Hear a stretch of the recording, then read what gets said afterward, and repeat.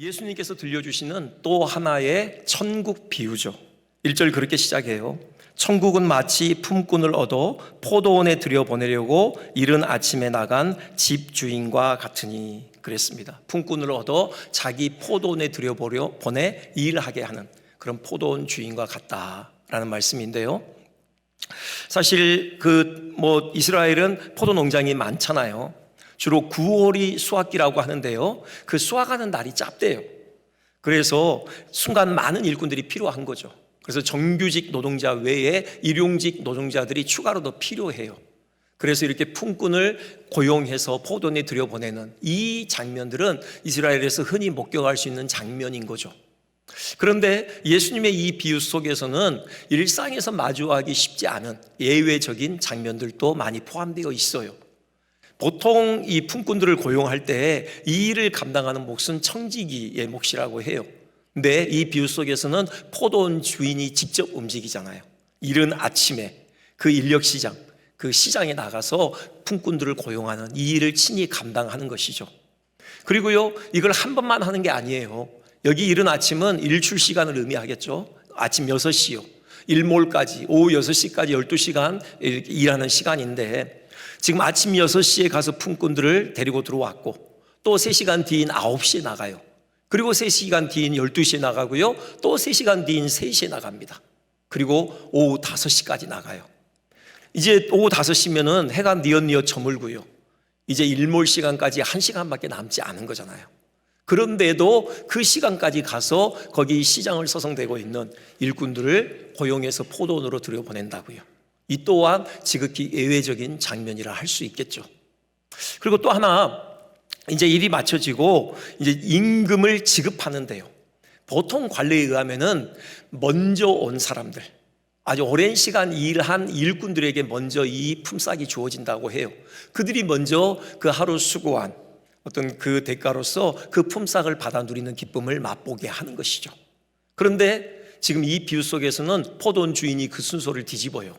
이 청지기를 통해서 임금을 지급하는데요, 가장 나중에 온 오후 5시에 온 사람부터 가장 일찍 온 사람의 순으로 그렇게 임금이 지급되고 있는 것이죠. 이 또한 예외적입니다. 한 가지 가장 충격적이면서 또 가장 이슈가 되는 또 그런 지금 예외적인 장면이 있는데, 임금이 한 데나리온씩 주어졌다라는 거예요. 오후 5시에 와서 정말 1시간밖에 일하지 않은 그 사람에게 한 데나리온의 임금이 주어져요. 이 한 데나리온은 보통 노동자 하루 품삯이라고 하는데요, 정규직 노동자죠. 로마 군인들 같은 예우가 좋은 어떤 그런 위치에 있는 사람들이 받는 일당이에요. 이런 비숙련 노동자들, 일용직 노동자들은 그보다 더 적게 받는다고 해요. 상당히 과분하게, 아주 관대하게 품삯이 주어진 것이죠. 그리고 모두에게 똑같이요. 이것 때문에 사실 지금 이슈가 발생을 하죠. 이 처음 들어와서 일했던 이 품꾼들이 불만을 쏟아내기 시작해요. 지금 이렇게 비유가 전개되는데요, 이런 생각을 해봐요. 만약에 이 포도원 주인이 품삯을 지급할 때 당시의 관례대로 처음 온 사람부터 임금을 지급했다면 아무 일도 일어나지 않았을 거예요. 그날요. 모두가 다 행복한 마음으로 집에 돌아갔을 거예요. 그날 정말 행복하게 하루가 맞춰졌겠죠. 그렇지 않겠습니까? 한 데나리온은 말씀드렸듯이 보통 일용직 노동자들이 받는 품삯보다 상회하는 그런 후한 품삯이에요. 아침 6시부터 와서 일한 그 사람도 한 데나리온 받아들고 기분 좋게 집으로 돌아갔을 거예요. 9시에 온 사람은 더 기분이 좋았겠죠. 12시에 온 사람은 6시간 일하지 않았음에도 불구하고 똑같이 받았으니 더 좋았겠죠. 그 이후로 계속 더 정말 기쁨과 감격을 가지고 집으로 돌아갔을 거라고요. 그렇게 하루가 이렇게 맞춰지는 거죠. 그런데 주인은 이 순서를 뒤집어서 지금 이슈가 발생한 거예요. 모두가 보는 앞에서 1시간밖에 일하지 않은 그 품꾼에게 한 데나리온의 삭스를 건네줬거든요. 그러니 그보다 먼저 온 사람들은 마음에 기대가 일어나는 거죠. 저 사람이 한 데나리온 받았으면은 12시간 일한 나는 당연히 더 풍성한 삭스를 받겠구나, 인센티브를 받겠구나, 이런 기대를 하게 되는 것입니다. 근데 정작 한 데나리온이 그에게 주어져요. 똑같이. 그래서 마음에 불만이 일어나고요. 결국 원망을 주인에게 쏟아내게 되는 거죠. 왜 그랬을까? 이건 의도가 있는 거죠. 예수님께서 이 비유 속에서 이 순서를 뒤집으신 것은 분명히 의도가 있는 것이에요. 이걸 통해서요, 이런 예외적인 장면들을 통해서 하나님 나라가 무엇인지를 보여주시고자 하신 것이죠. 우리는 예수님의 이 비유를 통해서 하나님 나라를 또 우리는 공부하게 됩니다. 오늘 이 비유를 통해서 우리에게 들려주시는 하나님 나라 이야기, 우리 한번 같이 귀를 기울여 보겠습니다. 먼저 우리가 지금 이 하나님 나라의 속성을 들여다보는 데 있어서 좀 초점을 맞추려고 하는 건요, 이 불만을 쏟아낸 포도원 품꾼, 그가 왜 한 데나리온 받아들고서 주인에게 원망을 쏟아냈는지, 그 마음에 자리한 동기가 무엇인지, 그가 놓치고 있는 하나님 나라의 속성은 무엇인지 한번 이 부분에 좀 초점을 맞춰보려고 해요. 그래서 첫 번째, 이 품꾼이 놓친 하나님 나라의 중요한 속성이 뭐냐? 그건 바로 은혜예요. 하나님의 나라는 은혜가 지배하는 나라다. 하나님께서 은혜로 통치하신 나라다. 이 사실을 이 포도원 품꾼은 놓쳤던 것이에요. 이 품꾼의 그 불만에 자리한 사상은요, 공로주의 사상이죠. 그가 주인에게 쏟아내는 원망의 말이 12절에 나와 있죠. 이렇게 되어 있습니다. 나중 오는 이 사람들은 1시간밖에 일하지 아니하였거늘 그들을 종일 수고하며 더위를 견딘 우리와 같게 하였나이다. 그래요. 여기는 지금 이제 두 가지 지금 생각이 지금 배어 있는데요. 하나는 공로의식이죠. 자기들이 그 누구보다도 많이 수고했다라는 겁니다. 실제로 그랬어요. 여러분, 중동의 한낮에 내리쬐는 태양빛이 얼마나 따갑습니까? 그 이글거리는 태양빛을 온몸으로 받아내며 그들은 수고했어요. 그것도 종일 수고했습니다. 맞아요. 그들이 수고했어요. 특히나 오후 5시에 해가 뉘엿뉘엿 저물 때 와서 고작 1시간 일한 그 품꾼들하고는 비교할 수 없이 많은 수고를 했습니다. 그들은 그 수고를 내세우는 거예요. 우리가 이렇게 수고했다라는 그런 공로의식이 있었던 것이죠. 그리고 또 하나는요, 그렇게 수고했기 때문에 그 수고에 대한 정당한 대가를 우리는 받아야 된다. 그런 보상 심리가 작용하고 있는 것이죠. 아니, 오후 5시에 와서 1시간 일한 사람이 한 데나리온 받았다면은 아침 6시부터 와서 일한 우리에게는 당연히 그보다 더 많은 보상이 주어지는 것이 당연한 일이 아니냐. 근데 어떻게 똑같이 한 데나리온이 주어지느냐. 이건 있을 수 없는 부당한 처사다.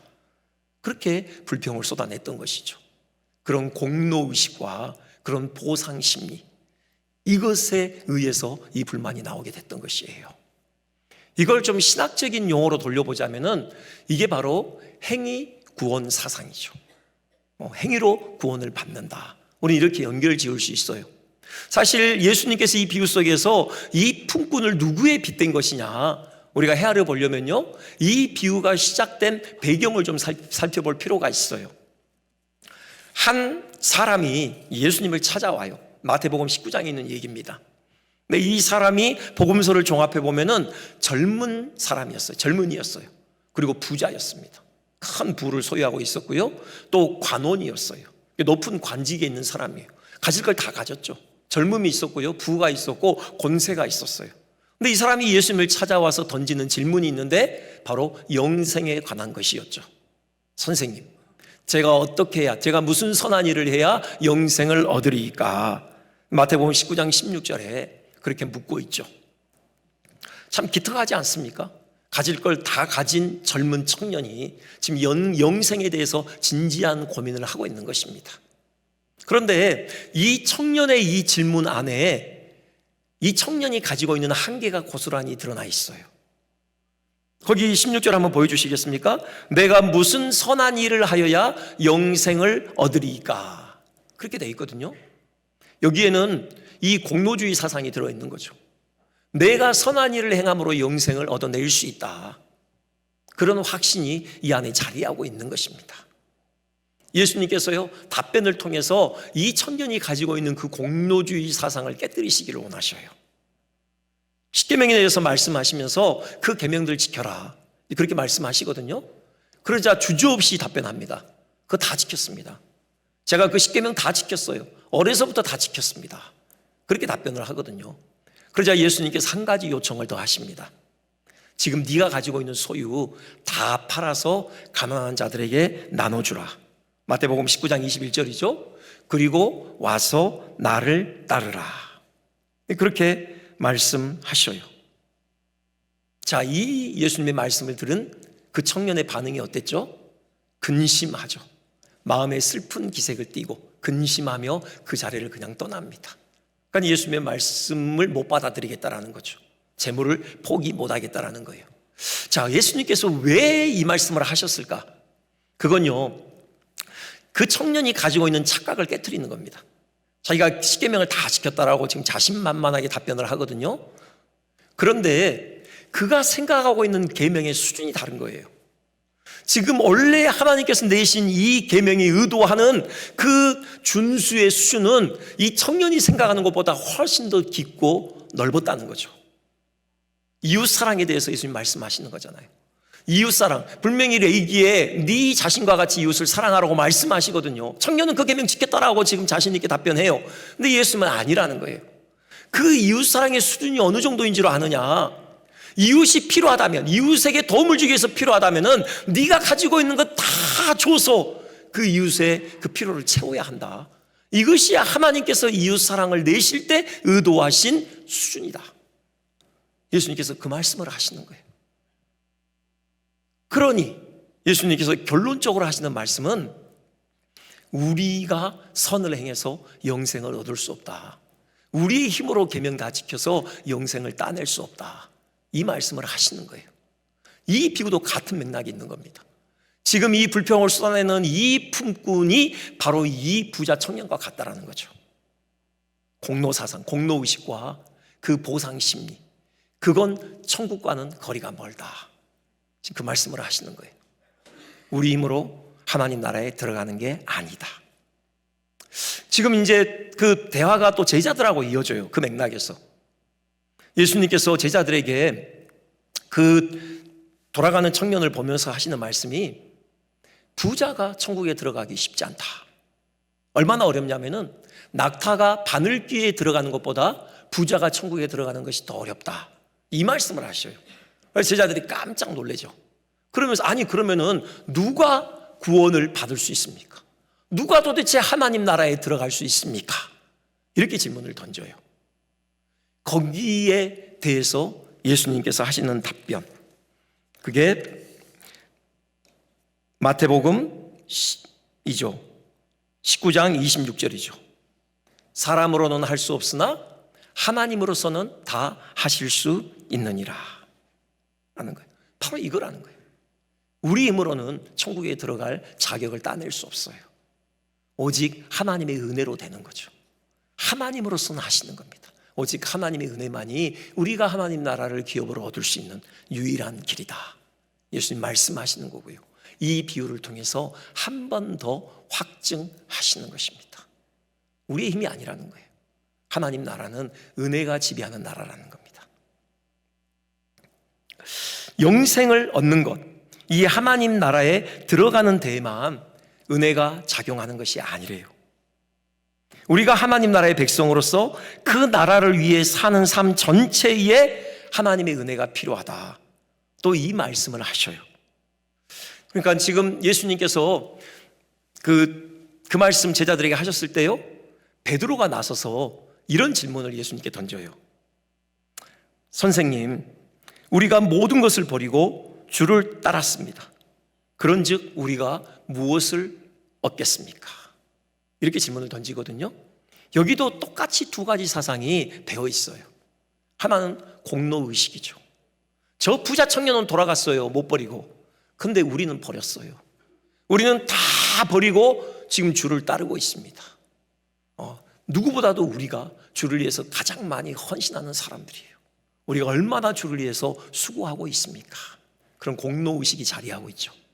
그리고 또 하나는 보상심리예요. 그런즉 우리에게 무슨 보상이 주어지겠습니까? 우리가 이렇게 헌신했는데 우리가 주를 위해서 이렇게 다 버렸으면은 거기에 대해서 반드시 무언가가 주어져야 할 거 아닙니까? 그 보상이 무엇입니까? 지금 이렇게 묻고 있는 거예요. 여기에 대한 답변이 이 포도원 품꾼의 비유예요. 하나님의 나라는 그런 공로의식, 그런 보상심리, 이것과는 거리가 먼 나라다. 은혜가 지배하는 나라다. 지금 그 말씀을 하시는 겁니다. 우리가요, 하나님 나라에 들어가는 것도 은혜이고, 또 이 땅을 살면서 그 하나님의 포도원에서 품꾼으로, 일꾼으로 일할 수 있는 그 자체가 은혜예요. 여러분, 우리 중에 나는 다른 사람보다 더 많이 수고하고 있어, 어떤 이런 공로의식이 은근히 우리의 심령 깊은 곳에 자리하고 있을지 모르지만, 여러분, 그게 하나님 나라가 아니에요. 우리가 하나님 나라를 위해서 누구보다도 헌신할 수 있는 그 사실 자체가 은혜인 것이에요. 여러분, 은혜예요. 사실요, 우리가 하나님의 포도원에 들어가서 일할 자격을 갖춘 자는 아무도 없어요. 그걸 분명하게 보여주는 게 이 오후 5시에 포도원에 들어가게 된 그 품꾼들이죠. 그들이요, 포도원 주인이 그들을 만났을 때 그들이 시장에서 서성대고 있었어요. 오후 5시에 해가 뉘엿뉘엿 저물고 있잖아요. 이제 1시간 뒤면은 이제 일몰을 한다고, 이제 일이 끝나요. 하루를 종치는 겁니다. 1시간 남았는데 누가 그들을 써줍니까? 그날은 끝난 거예요, 그냥. 왜 그들은 그 시간까지 거기에 있었을까요? 아무도 그들을 써주지 않았기 때문에 그래요. 이 포도원 주인이 그들 앞에 나타나기 전에 다른 포도원 주인들이 그들을 지나갔을 거라고요. 다른 일꾼들을 뽑아가요. 근데 그들은 남겨진 것입니다. 아니, 그들은 버려진 것이에요. 왜요? 왜 오후 5시까지 그들은 버려진 채로 그 자리에 있어야 했을까요? 누가 보더라도 그들은 품꾼으로 자격 미달처럼 보였던 겁니다. 체구가 작았든지, 허약하게 보였든지, 아니면 심지어 무슨 장애가 있었든지, 어느 누구도 돈을 주고 그 사람들을 일꾼으로 고용할 만한 그런 자격이 보이지 않는 사람들이었어요. 그래서 그들을 버린 겁니다. 그들은 아무에게도 선택받지 못했어요. 그런데 이 포도원 주인이 와서, 그것도 오후 5시에 와서 그들을 불러들인 거죠. 포도원에 들어가서 일할 기회를 준 것입니다. 이것이 우리가 지금 맞닥뜨리고 있는 우리의 현실이에요. 우리가 이 하나님의 포도원에 들어가서 일할 수 있는 이 소중한 기회를 얻게 된 것은 우리가 잘나서가 아니라고요. 우리가 그런 자격을 갖추고 있어서가 아니에요. 전적으로 하나님의 은혜예요. 이 사실을 우리가 분명히 해야 하는 것입니다. 그리고 우리 힘으로 수고하는 것 아니에요. 하나님께서 공급하시는 힘으로 하는 것이죠. 우리가 아무리 수고했다고 해서요, 우리에게 한 데나리온의 삭스를 하나님께서 우리에게 안겨주셔야 하는 것 아니에요. 그건 하나님의 의무가 아닙니다. 우리는 무익한 종일 뿐이에요. 우리는 우리의 생명 다해 주님 앞에 헌신하더라도 그것에 대해서 하나님께서 한 데나리온의 보상을 꼭 주셔야 되는 건 아니라고요. 그런데 우리의 수고에 대해서 하나님께서 은혜로 값을 치러주셔요. 우리에게 많은 선물을 안겨주신다고요. 이 모든 게 다 은혜예요. 여러분, 믿으십니까? 하나님의 나라는 은혜가 지배하는 나라예요. 조금도 공로의식이 끼어들 여지가 없다고요. 조금도 보상 심리가 끼어들 여지가 없어요. 우리 이 사실을 기억하고 우리 그 은혜에 감사하며 정말 최선을 다하여서 우리에게 맡겨진 사명의 자리를 지키시는 우리 모두 되시기를 주님의 이름으로 축원드립니다. 우리 한번 이 고백으로 우리 한번 같이 고백했으면 좋겠습니다. 사도 바울의 고백인데요, 우리 한번 같이 한번 봉독할까요? 그러나 나의 나된 것은 하나님의 은혜로 된 것이니 내게 주신 그의 은혜가 헛되지 아니하여 내가 모든 사도보다 더 많이 수고하였으나 내가 아니요 오직 나와 함께 하신 하나님의 은혜로라. 아멘. 은혜 위에 은혜가 넘치시기를 한 번 더 주님의 이름으로 축원드립니다. 두 번째, 이 주인에게 원망을 쏟아놓은 이 포도원 품꾼이 놓친 하나님 나라의 중요한 사실이 있어요. 하나님 나라는요, 사람의 가치를 우선으로 여기는 나라라는 사실이에요. 좀 이걸 위해서 이 오후 5시에 고용된 이 품꾼들의 좀 그 내면을 좀 우리 좀 들여다보자고요. 좀 더 자세히 한번 들여다볼까요? 이들이 지금 오후 5시면 아까 말씀드렸듯이 이미 하루가 저물었어요. 더 이상 품꾼으로 고용될 기회가 없어요. 누가 1시간 남았는데 그들을 포도원으로 들여보내겠습니까? 그럼에도 불구하고 왜 그들은 그 시간까지 남아있냐고요. 왜 집으로 안 돌아가고 여전히 그 인력 시장, 그 시장 그 어기를 서성이고 있냐고요. 왜 그랬을까요? 그들은 차마 집으로 발걸음을 돌릴 수가 없는 거예요. 빈손으로 집에 돌아가는 것이 의미하는 게 뭐예요? 그 식구들이 어제도 굶는 배를 움켜쥐고 잠자리에 들었을 수도 있어요. 근데 오늘 또 빈손으로 돌아간다는 것은 또 그 사랑하는 식구들이 또 그냥 굶은 채 잠자리에 들어야 한다는 것을 의미하는 것이에요. 그 광경이 눈에 선하잖아요. 자기가 빈손으로 돌아갔을 때 그 실망이 가득 서릴 아내의 얼굴과 사랑하는 아이들의 얼굴이 눈에 선해요. 그래서 차마 집으로 돌아갈 발길이 떼어지지 않는 거예요.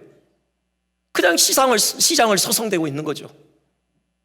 누군가 오늘 나를 포도원으로 들여보내주지는 않겠지만 그래도 혹시 내일 일할 수 있는 약속을 얻을 수는 있지 않을까. 그런 기대감을 가지고 지금 그 자리에 그렇게 서 있었던 것이죠. 그런데 날이 저물기 전에 포도원으로 들어갈 수 있게 된 것입니다. 이 품꾼이 얼마나 안도의 한숨을 내쉬었을지, 얼마나 감사했을지 여러분 상상이 되십니까? 여기 품삯과 관련해서요 흥미로운 대목이 하나 있어요. 그러니까 처음 이른 아침 6시에 이제 품꾼으로 고용된 그 사람들에게 품삯을 약속해요. 그렇죠. 2절에 그렇게 돼 있죠. 하루 한 데나리온씩 품꾼들과 약속하여 돼 있어요. 아마요 이 일꾼들이 물었을 거예요. 오늘 일하면 얼마 줄 거요? 그러자 한 데나리온 주겠어.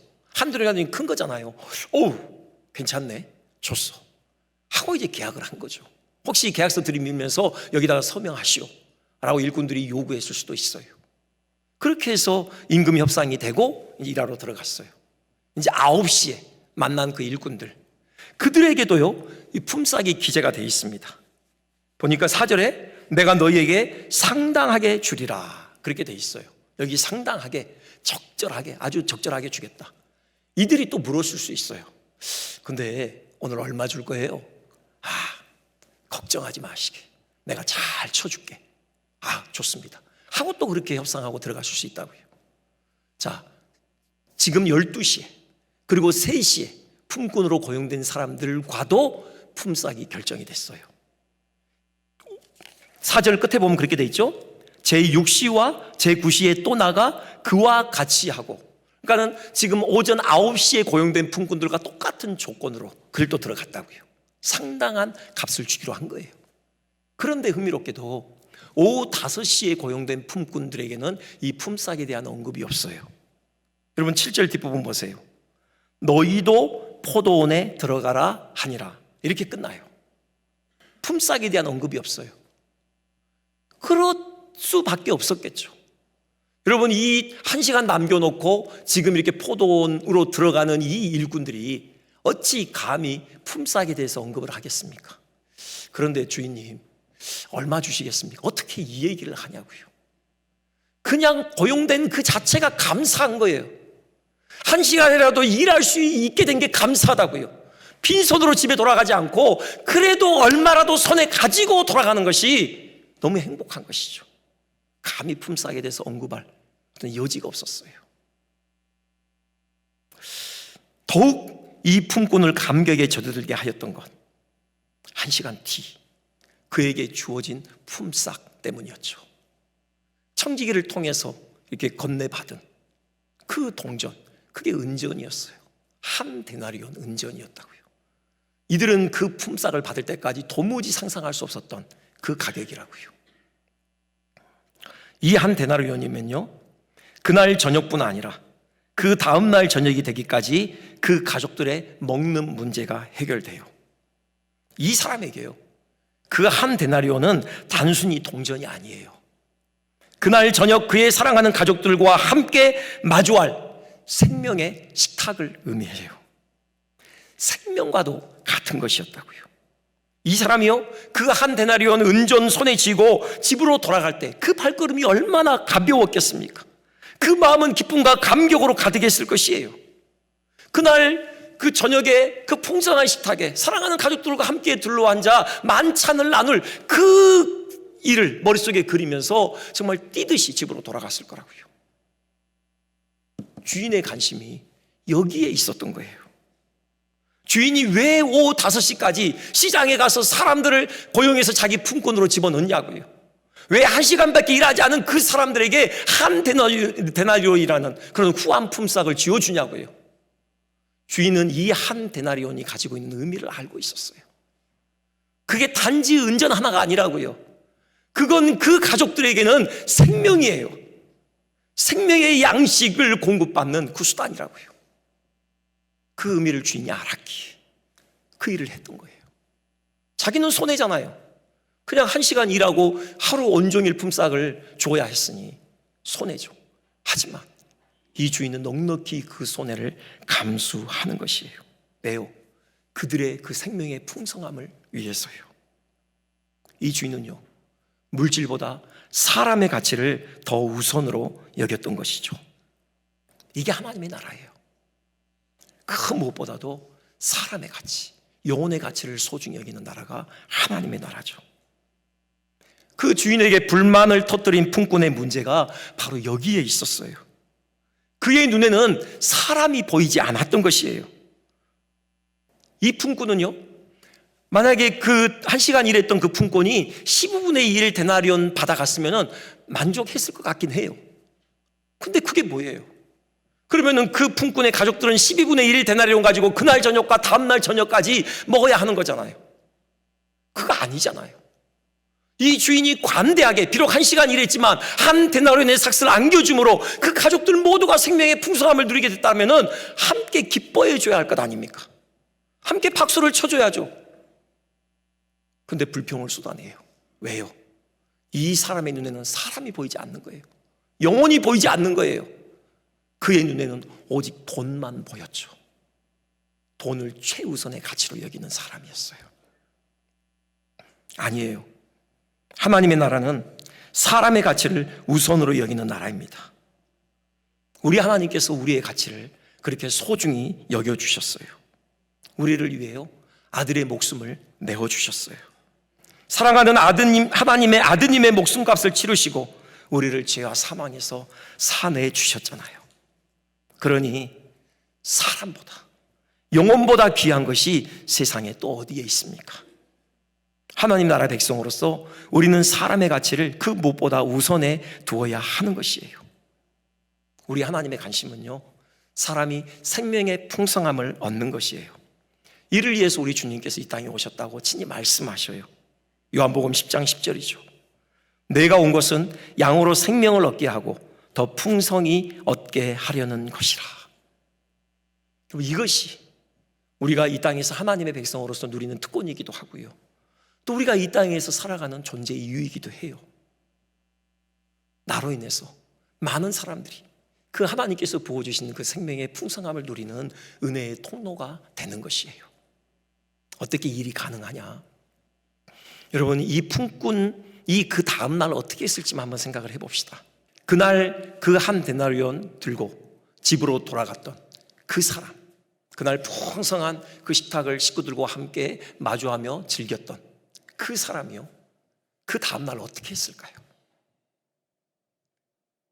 어제 오후 5시에 가서 1시간 일하고 한 데나리온 얻었어. 이제 삶의 비결을 발견했어. 이제 오늘 또 오후 5시에 나가지. 그랬겠습니까? 그러지 않았을 거예요. 그는 어느 날보다 이른 아침 일터로 나갔을 겁니다. 바로 그 포도원 주인의 밭에 갔을 것이에요. 그 누구보다도 열심히 일했을 것입니다. 왜요? 자기가 그렇게 열심히 일해야지 이제 그 주인이 어제의 자기처럼 일하고 싶어도 일할 수 없는 그런 막막한 상황에 있는 사람들에게 더 선의를 베풀고 자비를 베풀어 줄 것 아닙니까? 그래서 자기처럼 더 많은 사람들이 그 생명의 풍성함을 누리게 될 것 아닙니까? 자기는 누구보다도 열심히 일했을 것이에요. 그 열심히 수고한 것에 대한 인센티브를 요구하지 않았을 것이라고요. 한 데나리온에 만족했겠죠. 그럼 이거예요. 우리가 이 땅의 하나님 나라의 백성으로서 우리가 생명의 풍성함을 누리고 나아가서 많은 사람들로 하여금 그 생명의 풍성함을 누리는 은혜의 통로로 사용된다는 것, 우리에게 맡겨진 사명의 자리를 지키는 겁니다. 최선을 다해 일하는 것이에요. 보상을 바라는 것이 아니라요, 나의 수고를 통해서 하나님께서 영광을 받으시고 또 하나님께서 더 많은 사람들에게 그 생명의 은혜를 흘려보내주기를 기대하는 마음으로 최선을 다하여 수고하는 것이죠. 그런 복된 은혜가 우리의 모두의 것 되시기를 주님의 이름으로 축원드립니다.